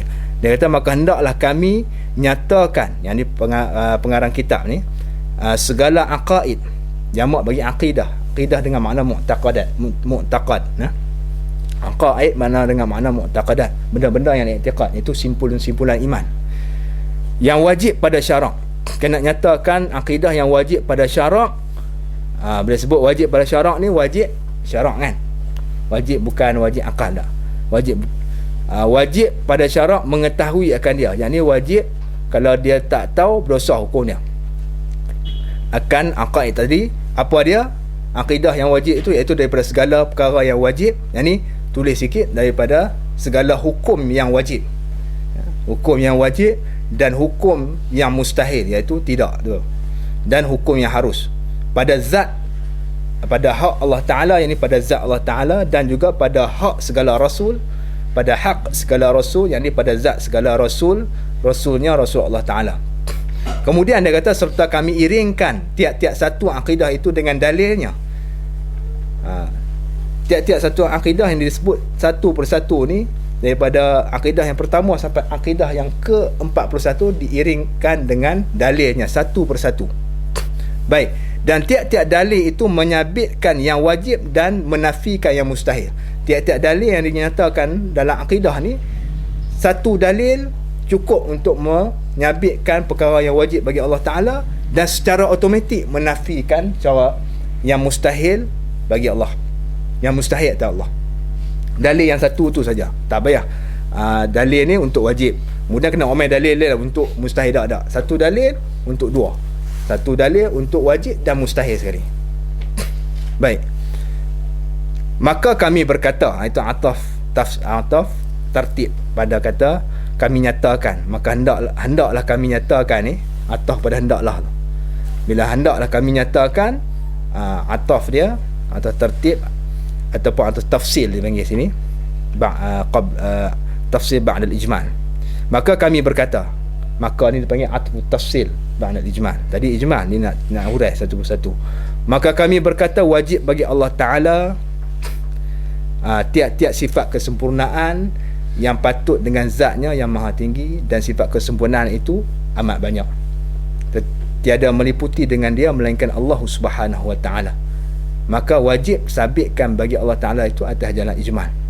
Ini dia masuk akidah secara umum sebelum masuk pada sifat 20 lah.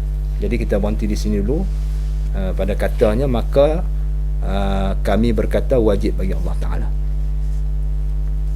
Wallahu subhanahu wa ta'ala a'lam.